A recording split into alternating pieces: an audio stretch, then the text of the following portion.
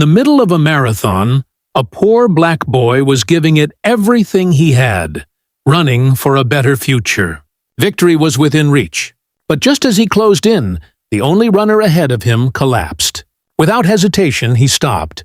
He lifted her into his arms and helped a lone medic save her life. He gave up the race. There was no applause, no spotlight, just silence. But 2 days later, when he least expected it, her father showed up at his door, and what happens next will change his life forever. Before we dive into this story, what's your favorite sport? Comment below and let us know. Marcus didn't look like a runner. Not the kind who trained in shiny tracksuits or carried electrolyte packs strapped to their waists. He was 14, thin as a rail, dark-skinned with sharp cheekbones and a quiet presence.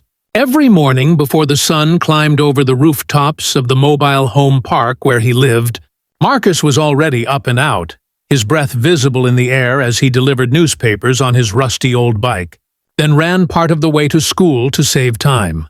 His shoes, if they could still be called that, were falling apart. The soles were thin as cardboard.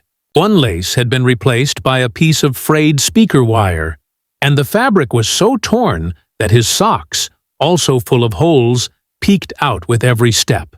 But somehow, when he ran, he moved with a grace and power that made people stop and watch, even if they didn't quite understand why.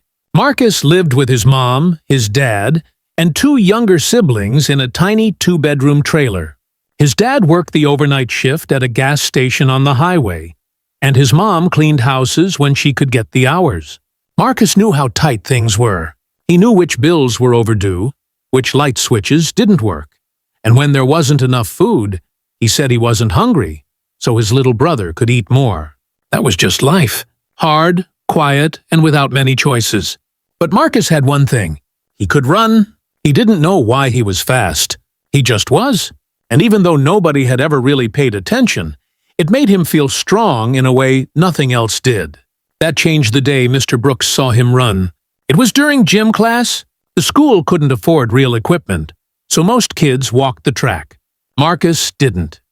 He took off when the coach said go and left the whole class in the dust, his ragged shoes flapping with every stride. Mr. Brooks, gray-haired, lean, and sharp-eyed, had seen a lot of kids over the years. But something about Marcus made him take notice. A former competitive runner himself, Mr. Brooks had an eye for technique, and Marcus's form, his timing, his sheer natural rhythm, it was unmistakable. After class, Mr. Brooks approached him, clipboard under one arm. "You ever think about training seriously?" he asked. Marcus shrugged. "Don't got time. I got work after school." Mr. Brooks didn't press, but he watched. And the next week, and the week after that, he waited outside the school.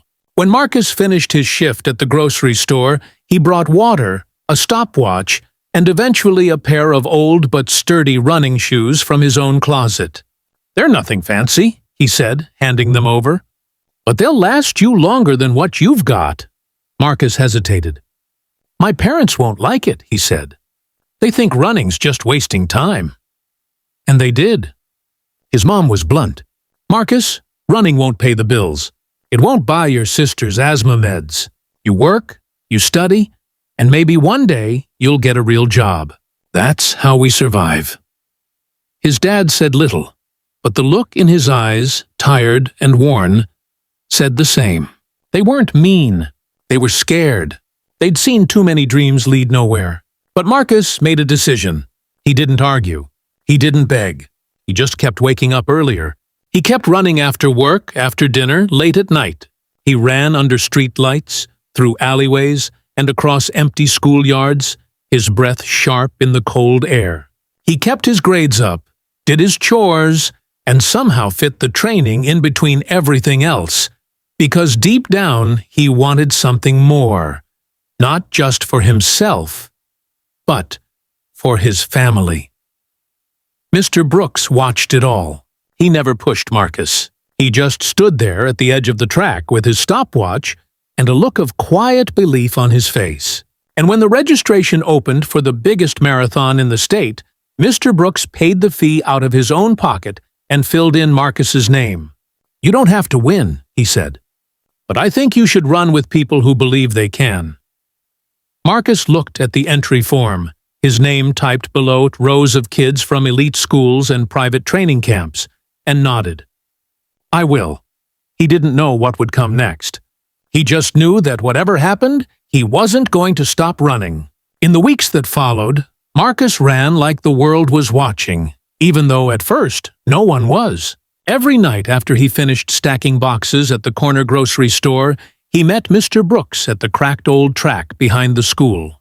There were no stadium lights, no cheering crowds, just the sound of sneakers on gravel, Marcus's steady breathing, and Mr. Brooks counting off lap times with that same worn-out stopwatch. "You're getting faster," the old man would say. "But it's not just speed, it's heart. That's what makes runners great." At school, not everyone saw it that way. Some classmates started to notice Marcus's training and had plenty to say about it. "Look who's trying to be a hero," one kid sneered, eyeing Marcus's patched-up shoes. "What's next?" "The Olympics?" Another laughed. "Hope the prize is enough to buy new laces." The worst came from Bryce Chandler, a junior from the wealthy side of town. Tall, smug, and full of sharp smiles, his dad was the mayor, and Bryce never let anyone forget it. He'd already been featured in the local paper as the future of high school athletics. When he heard Marcus was entering the marathon, he laughed loud enough for half the hallway to hear. "Hope you don't trip over those garbage shoes, man," he said. "This ain't a charity race." Marcus didn't respond. He didn't have time to waste on noise, but it still stung. Even Mr. Brooks faced whispers in the teacher's lounge.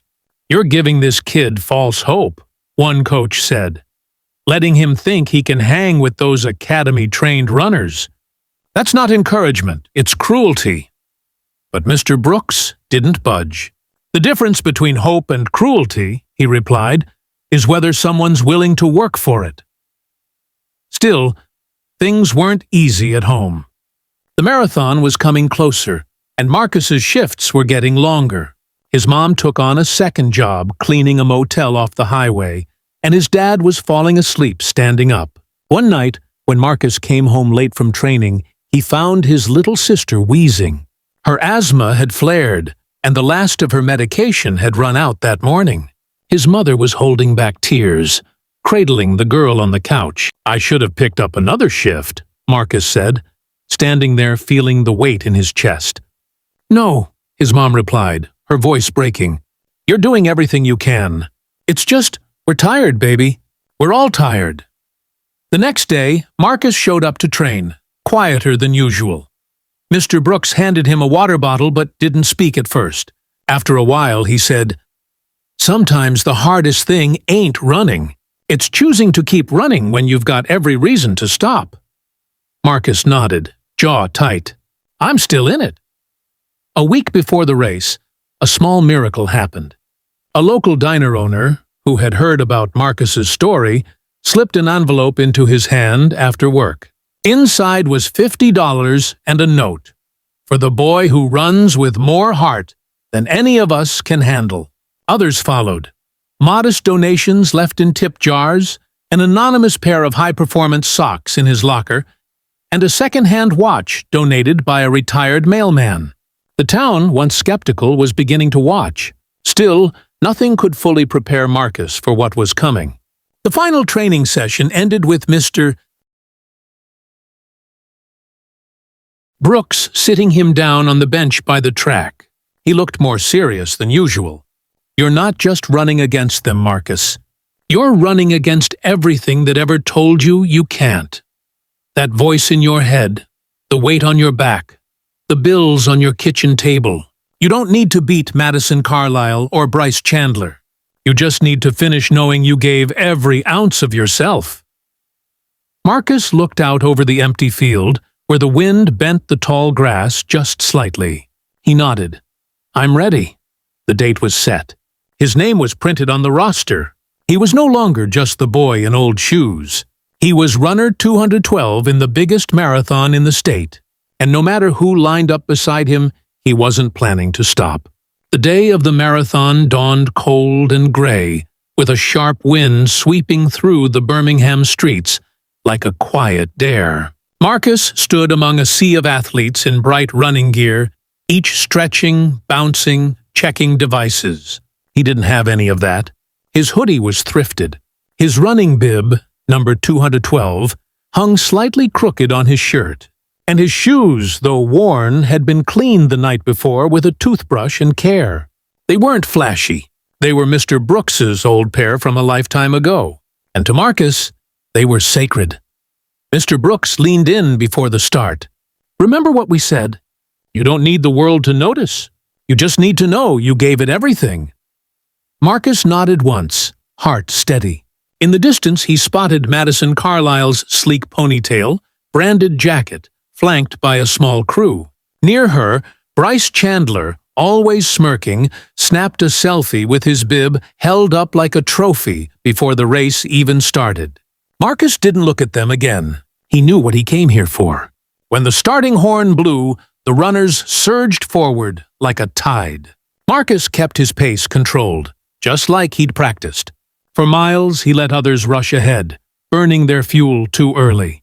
He watched, listened to his breath, monitored the feel of his legs. At mile 10, he began to pick off runners one by one. By mile 16, he passed Bryce, who was already red-faced and clearly overexerted. By mile 22, Marcus was in second place. Only one person stood between him and an impossible dream. Madison. She ran like a metronome, her cadence perfect. But Marcus noticed something shifting. Her shoulders were tighter, her stride shortened. By mile 23, her left arm was dangling awkwardly. By 24, just as the course turned into a winding parkway lined with tall trees, she staggered sideways and reached out for the wooden railing lining the trail. And then she collapsed. Marcus's breath caught. He slowed instinctively. His eyes darted to the nearby medical station just ahead, at the bend of the park trail. A single EMT stood beside a bench with a med bag and a radio, looking panicked. "We've got a runner down," the medic shouted into the radio. "I need backup at Checkpoint Delta. Possible heat stroke. Central unit stuck handling the crash on the west curve. We're alone out here." Marcus could have run on. The finish line was less than 2 miles away. He was seconds from overtaking Madison. Victory, something his family had never known, was within reach. But he didn't move forward. He turned back. Madison was sprawled on her side, unmoving, shallow breaths escaping from pale lips. Her skin looked dry, hot. She was disoriented, eyes glassy as she mumbled incoherently. "She's severely dehydrated," the medic muttered, kneeling, voice shaking. "Maybe heat stroke, maybe worse. We're alone right now. Rest of my team's responding to a pileup. I can't lift her on my own." "I've got her," Marcus said, already kneeling beside the girl. He gently turned Madison onto her back, tilting her chin up to open her airway. He remembered from school. Check breathing. Check pulse. Her pulse was fast, too fast. He took her wrist, counted. "She needs fluids fast. I can't leave this station to go to the ambulance post," the medic said. "It's half a mile back that way. Can you carry her?" Marcus didn't answer. He slid his arms under Madison's shoulders and knees, lifted her in one motion, and stood. His legs screamed in protest, already burning from the 24-mile run behind him. Madison wasn't heavy, but she was taller than him and completely limp. Every step back to the bench was a battle of will. His knees buckled twice. Sweat streamed down his neck, his back soaked through. The old shoes gripped mud, and nearly slipped more than once on the leaf-strewn path. A sharp cramp struck his side, but he held on. At one point, Madison stirred faintly. Where? "You're okay," Marcus said between breaths. "Almost there." He reached the bench and gently lowered her down. The medic rushed in, helping guide her head, opening a gel pack to press against her neck and ripping open a sealed electrolyte drink. "She needs her legs elevated." "Help me." Marcus dropped to his knees, grabbed her calves, and lifted. The medic took vitals, adjusted her posture, and applied a cold compress to her forehead. "You bought us enough time," the medic said. "She's stable. She's going to be okay." Marcus wiped the sweat from his brow with the sleeve of his shirt. His chest heaved, every breath labored. He sat on the edge of the bench for a moment, just long enough to see Madison's eyes flicker open. Then he stood. No words, no attention, no fanfare. He turned and started jogging back toward the trail. His legs were heavier now, his breath harder to regulate. One by one, runners passed him, some barely sparing a glance, others puzzled at where he had gone. He ignored them. He didn't count how many passed. He didn't care. He crossed the finish line at 5th place. No camera zoomed in. No trophies were handed to him. No headline shouted his name. But standing by the edge of the finish line, Mr. Brooks waited. His eyes locked on Marcus the moment he came through. There was pride in them. Not the kind you find in medals or records, but in something deeper. Marcus stumbled into his arms and exhaled. "You didn't have to stop," Mr. Brooks said, voice low. "I couldn't just leave her," Marcus replied. "No," the old man said, smiling faintly. "You couldn't." They didn't say anything else. They just stood there as the crowd clapped for someone else, someone who hadn't stopped running. But Marcus knew he had finished exactly the way he was meant to. Marcus didn't expect applause when he crossed the finish line, and he didn't get any. The announcers were too busy calling out the names of the top 3. Photographers swarmed around the medalists, and the crowd cheered for someone else entirely. He didn't mind. That wasn't why he came. Still, 5th place stung. Not because he lost, but because people wouldn't understand why. He could already feel it in the way the volunteers handed him a cup of water and moved on. In the way one boy from his school looked at him and said under his breath, "Thought you were going to win." Mr. Brooks never said the word proud, but it was in his face. The old coach clapped his hand on Marcus's shoulder, held it there for a long second, and said, "Let them think what they want. You and me, we know what happened out there." Marcus nodded, but it was hard. The finish line had never seemed so quiet. He trained for months, sacrificed sleep, meals, time with his family, and now he stood in the middle of a crowd that didn't know his name, didn't care that his legs still trembled from carrying a girl who could have died. They saw a 5th-place runner, not a decision, not a story. Later that evening, back home in the trailer. Marcus sat on the edge of his bunk bed, still in his hoodie, race bib 212 crumpled in his hand, streaked with dirt and sweat. He looked across the room at the photo of his little sister smiling with 2 missing front teeth. He placed the bib beside it like an offering and just stared at it. He didn't say anything. He didn't need to. The next morning at school, things felt off. Not in a cruel way, just distant. Some people gave him half-hearted nods. A few classmates who'd followed the marathon said things like, "You almost had it," or "Better luck next time." Bryce didn't say anything at all, just passed by him in the hallway with a smirk. The hardest part came in the lunchroom when he overheard someone say, "I thought he was the big hope." "Guess not." Another chimed in, "All that work for 5th place? He should have just finished strong." Marcus stayed quiet. He didn't explain. He thought about telling them about Madison, the collapse, the heat stroke, the medic all alone. But the moment never came. He figured if they needed a trophy to understand why he stopped, then maybe they weren't ready to know. Even Mr. Brooks, after hearing some of the whispers, had asked gently, "You want me to talk to the principal? Maybe get a statement out?" Marcus had shaken his head. "No, let it sit. Truth's still true, even if nobody claps for it." It felt like the moment might just pass, like everything he gave would be swallowed by silence. Until 2 days later, a sleek black Cadillac pulled up to the front of Marcus's trailer park, a sight no one in the neighborhood had seen before. It parked slow, deliberate, like it didn't belong and knew it. Doors opened. Madison Carilli stepped out first, still a little pale, her arm in a light sling. Her father followed, tall, serious, dressed in a charcoal gray suit, the kind that looked expensive even from 50 feet away. Marcus's mother opened the door in her apron. His father came out from the side, wiping grease from his hands. Marcus stepped out behind them, unsure, blinking in the afternoon sun. "Are you Marcus?"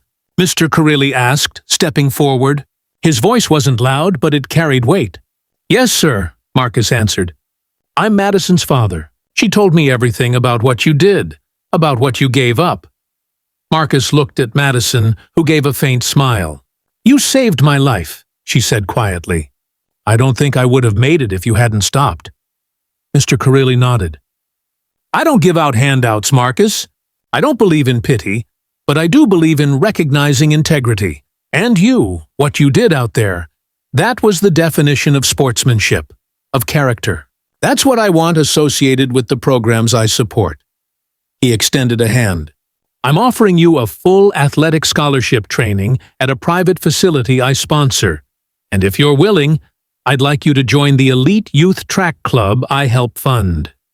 It's not just for winning races. It's about building leaders." Marcus's mouth opened slightly, but no words came. Mr. Carilli turned toward his parents. "And for the two of you, if you're interested, I have job openings at 2 of my regional businesses, management positions. You've done enough surviving. Let's give you space to live." Nobody spoke for a moment. The silence was thick, not awkward, but heavy with relief, with disbelief, with the sense that something rare had just happened. Marcus's father cleared his throat, nodded once. His mother put a hand over her mouth, eyes glassy. Mr. Brooks, standing at a distance near the curb, watched it all unfold. He didn't step in, but Marcus turned toward him and said loud enough to carry, "If I go, he goes too. He's the reason I got this far." Mr. Carilli looked over, then nodded. "We could always use a man with an eye for heart. Consider him invited as a senior advisor." And just like that, everything changed. Not because Marcus chased a finish line, but because when the moment came, he chose to stop. Marcus didn't sleep much that night. Not because he was restless, but because everything had finally gone still. The kind of quiet that came after a storm. After Mr. Carilli and Madison left. After his parents stopped pacing and crying and smiling in disbelief. After Mr. Brooks gave him one last look of pride and said, "You did right, son." Marcus sat alone on the porch, elbows on knees, watching the streetlight flicker near the curb. He didn't feel like a hero. He didn't feel like he'd done anything remarkable. But for the first time he felt seen, not just as a runner, not just as a poor kid from the trailer park, but as someone who made a choice when no one was looking. And it mattered. In the weeks that followed, everything began to change. His parents got steady work with real hours and benefits for the first time in years. His siblings got new backpacks for school. The refrigerator stayed full. And Marcus started training at a state-of-the-art facility with coaches, nutritionists, and gear that still felt strange on his back. But he never forgot the shoes. He kept them, the old pair Mr. Brooks had given him, the ones with scuffed soles and faded laces. They stayed in a shoebox under his bed, wrapped in a towel like something sacred. Because they were. Those shoes had carried him farther than any medal ever could. Mr. Brooks took the new role offered to him, senior advisor at the track club. It wasn't glamorous, and he didn't want it to be. He just showed up every day, stopwatch in hand, watching from the sidelines as Marcus trained harder, ran smarter, and inspired others without even trying. Their bond didn't change. It deepened. Marcus still listened, still asked for advice, still ended every practice the same way. A nod of respect. One runner to another. Madison recovered quickly. She came to visit one day during practice, standing quietly near the edge of the field. Marcus noticed her, but didn't say anything until she stepped forward. "I watched the footage," she said. From the checkpoint, the medic's body cam picked it up. "You could have won, but you didn't." "I did win," Marcus said. "Matter of fact," she nodded. "You did." And then she added, "If it had been me, I'm not sure I would have done the same." "You never know," Marcus replied. "Not until you're there." It wasn't a friendship exactly, but it was respect. Mutual, quiet, and enough. Months passed. Seasons changed. Marcus's name started to appear on entry lists across the region, then the country. His photo popped up in articles about rising stars in track and field. But no matter how far he ran, he never stopped returning. He came back to his old school once a month, volunteering with younger kids in gym class, encouraging them to find something they loved, whether it was running, reading, or painting sneakers with glue and glitter. He said the same thing to every group. You don't have to be the fastest. You just have to keep moving forward. And then one day he saw a boy, small, maybe 10 or 11, quiet, watching from the edge of the track while the other kids ran laps. Marcus walked over. You want to run? The boy shrugged. I don't have shoes. Marcus smiled and knelt down.